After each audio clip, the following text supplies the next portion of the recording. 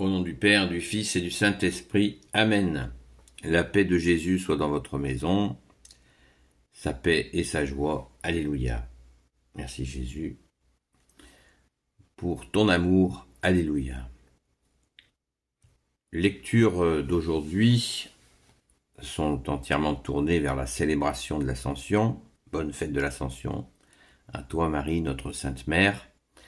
Alléluia. Donc, juste une précision, nous fêtons l'Assomption. L'Assomption, ce n'est pas l'Ascension. L'Ascension, c'est l'Ascension de Jésus, qui a lieu 40 jours après Pâques, où Jésus monte au ciel.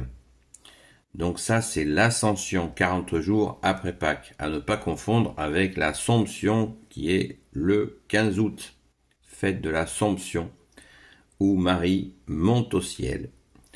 Elle monte au ciel avec son corps, selon la tradition et catholique. Merci Jésus d'avoir permis cela. C'est tant mérité pour notre Sainte Mère Marie. Alléluia.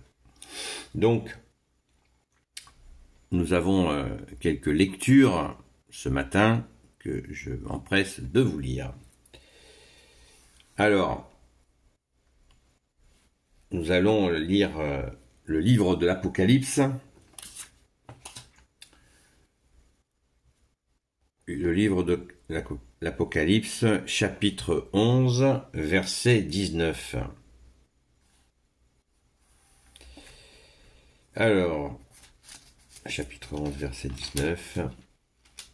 Le temple de Dieu dans le ciel s'est alors ouvert, où l'on put voir l'arche de son alliance à l'intérieur du temple.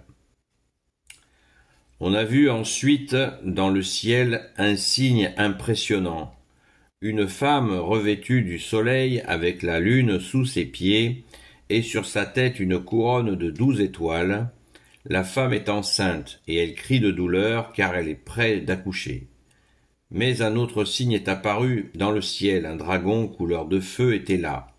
Il avait 7 têtes et 10 cornes, et ses têtes étaient couronnées. Sa queue balayait un tiers des étoiles du ciel et les précipitait sur la terre.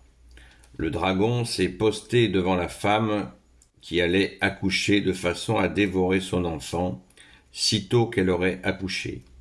Elle a mis au monde son fils, un mâle, celui qui doit mener les nations avec une baguette de fer, et subitement l'enfant a été enlevé vers Dieu, jusqu'auprès de son trône. Quant à la femme, elle a fui au désert, Dieu lui a préparé là un endroit. On continue. L'Apocalypse, donc une autre séquence très importante. À ce moment, j'ai entendu de grandes acclamations dans le ciel. Voici enfin le salut, la puissance et la royauté de notre Dieu. Le règne de son Messie est arrivé. Maintenant est mis à bas celui qui accusait nos frères, qui nuit et jour les accusait devant Dieu. Son Messie, merci Jésus, c'est toi. Alléluia, le seul Messie définitif, c'est toi, bien-aimé Jésus. Alléluia. Donc, ne vous inquiétez pas si vous n'avez pas l'habitude de la lecture, d'entendre l'Apocalypse, quelques extraits de l'Apocalypse. C'est donc un livre qu'a reçu l'apôtre Saint Jean et qui est un livre très complexe, très complexe. Donc là, nous en avons un tout petit morceau pour nous rappeler le rôle absolument extraordinaire de la très sainte Vierge Marie. Et voilà, pour notre plus grande joie, alléluia. Pour l'explication, donc cette femme qui enfante du Sauveur, c'est très clair, c'est très compréhensible. Elle est habillée du soleil. Le soleil, dans cette image, dans cette symbolique, c'est Jésus le soleil. Donc, elle est habillée de son fils qu'elle va enfanter. C'est un mystère, mais ça nous donne bien ce que nous fêtons aujourd'hui, ce rôle tout à fait particulier de la très sainte Vierge Marie. Merci à elle d'avoir dit oui pour cette mission absolument extraordinaire, unique dans l'histoire humaine et divine. Voilà, une femme, une vierge qui enfante du Sauveur. Et on nous propose d'en prendre bien conscience en nous rappelant un épisode dans l'Évangile selon saint Luc, chapitre 1, versets 39 à 56. Marie visite sa cousine Élisabeth.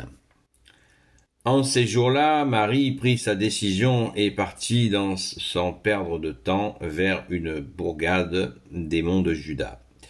Elle entra dans la maison de Zacharie et salua Élisabeth. Or, quand Élisabeth entendit la salutation de Marie, l'enfant tressaillit dans son ventre. Et Élisabeth fut remplie de l'Esprit Saint.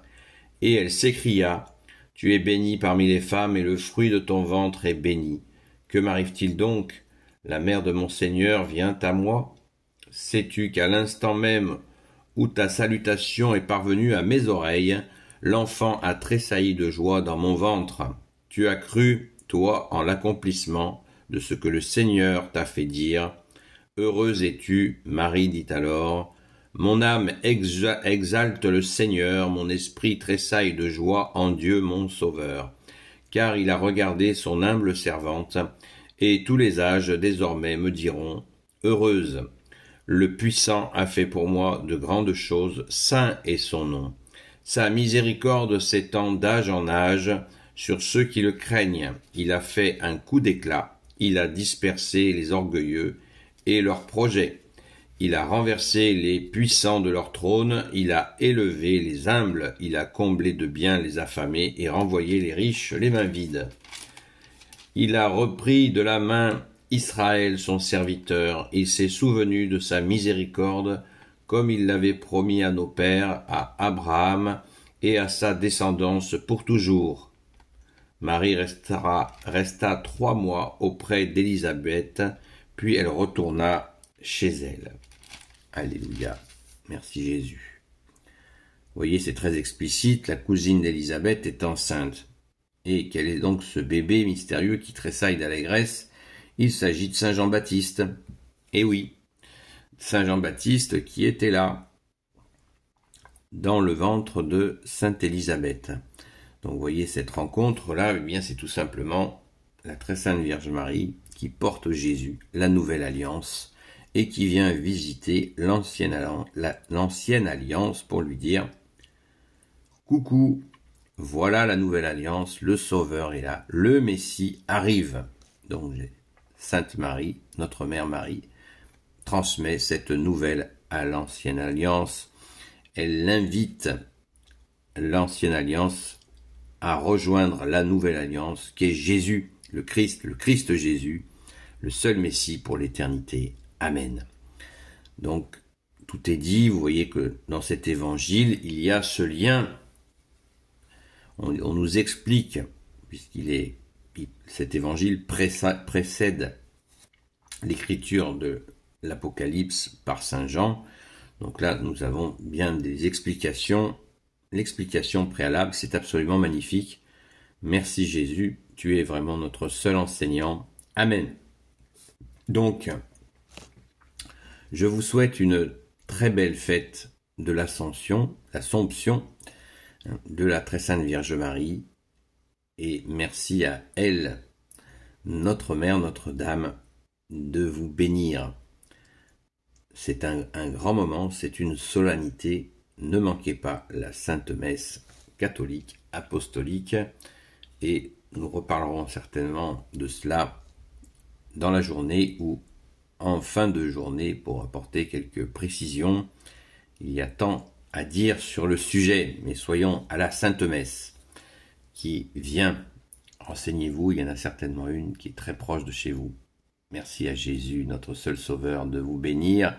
Merci à toi, Saint Joseph, Sainte Marie-Madeleine, de vous bénir. À très vite. Sainte Messe à vous.